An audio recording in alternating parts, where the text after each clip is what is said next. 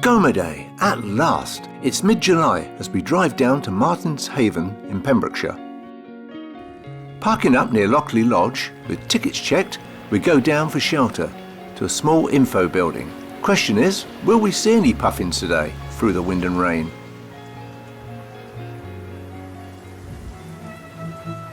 It's just a 15-minute crossing to this wildlife haven.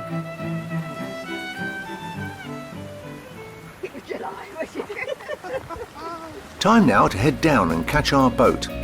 We're on the 10:30 AM slot, having booked this trip 2 or 3 months ago, as you can't just turn up without booking ahead, unless very lucky.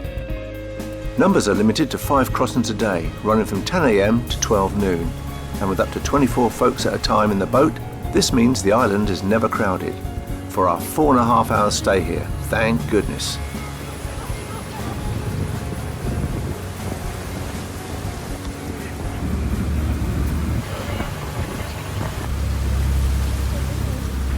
Wow, looks to be thousands of puffins here.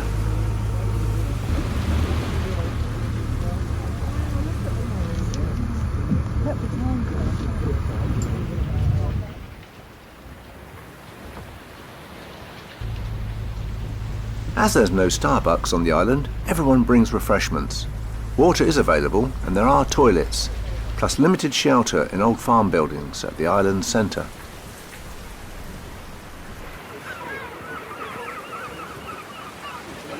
On arrival, there's a briefing regarding the importance of keeping to the paths.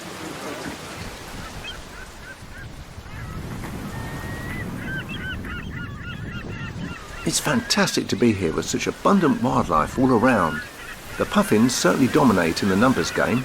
Apparently over 42,000 individuals are here this year. How do they count them?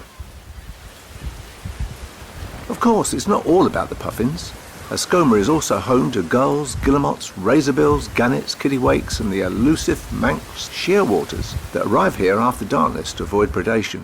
And there are no ground creatures that would be a threat to puffins here, hence why there are so many. However, gulls will attack puffins, particularly the young birds known as pufflings.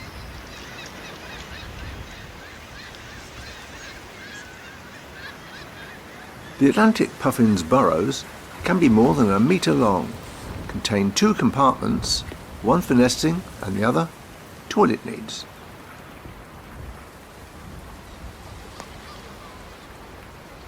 One thing's for sure, these little guys are so cute and fantastic to photograph and film.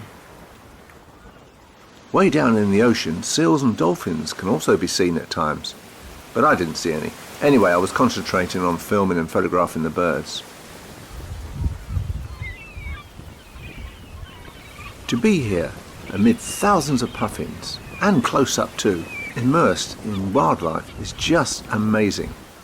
The island covers an area of 2.9 square kilometres, with most of the island at 60 metres above the ocean. Remains of settlements on Skomer date from the Iron Age. It was last inhabited in 1950, before becoming a national nature reserve, managed by the Wildlife Trust of South and West Wales.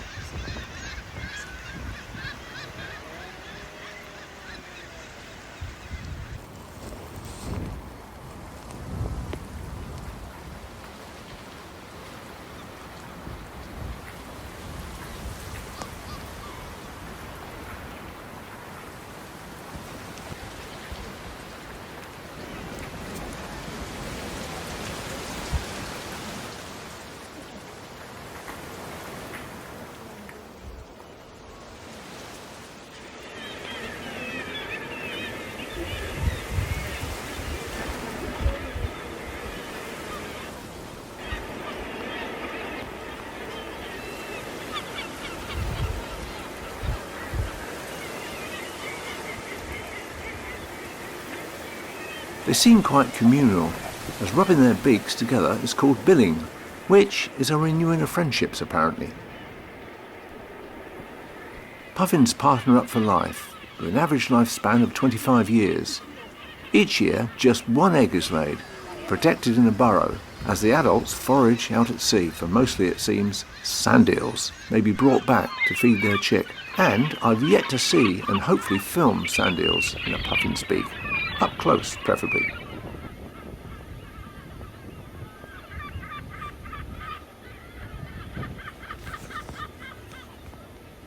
Skomer Island, and it's magnificent for wildlife. Puffin nests everywhere. Only thing, it was pouring with rain, but it has actually stopped.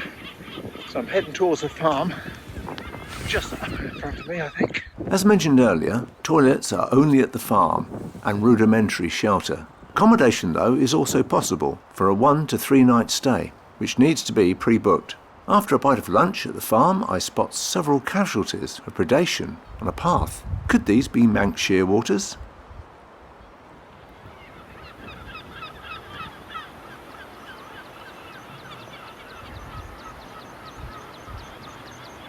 I'm approaching one of the best spots on Skomer, the Wick.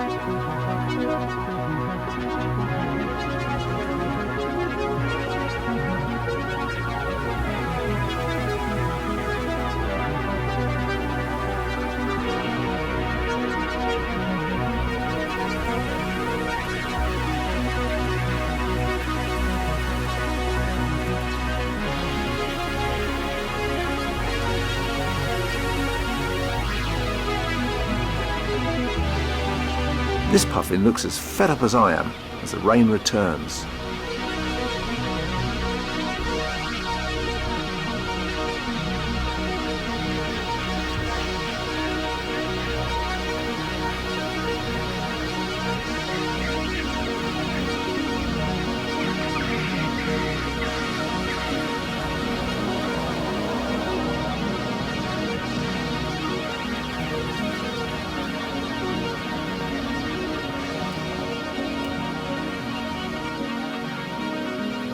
Fledgling gulls, as a puffin looks a little anxious for its future. I spot a rabbit on its burrow, so not all burrows are dug by puffins, and Manx shearwaters too.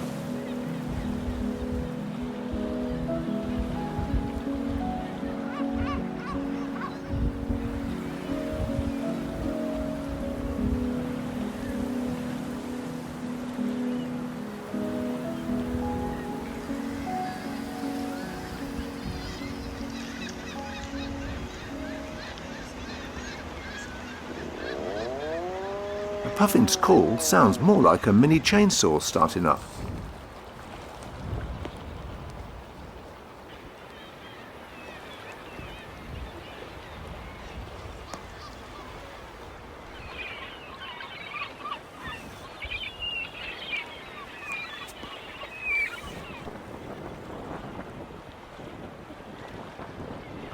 This looks to be a lesser black-backed gull, being harassed by its chick.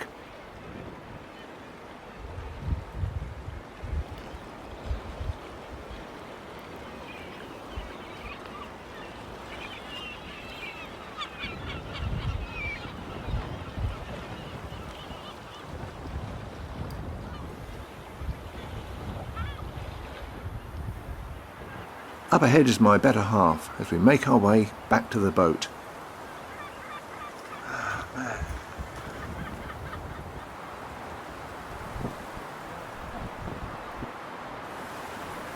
Puffins here, puffins there, puffins everywhere.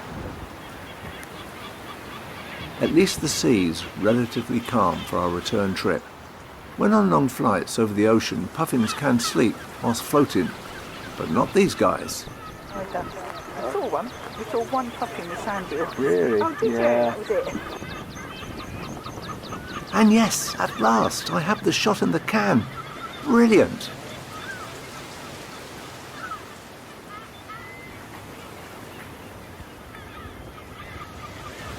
Due to the weather, we managed to get an earlier departing boat, saving 30 minutes of waiting in the pouring rain. However, it's been a magical day, being totally immersed in nature. A fantastic day out.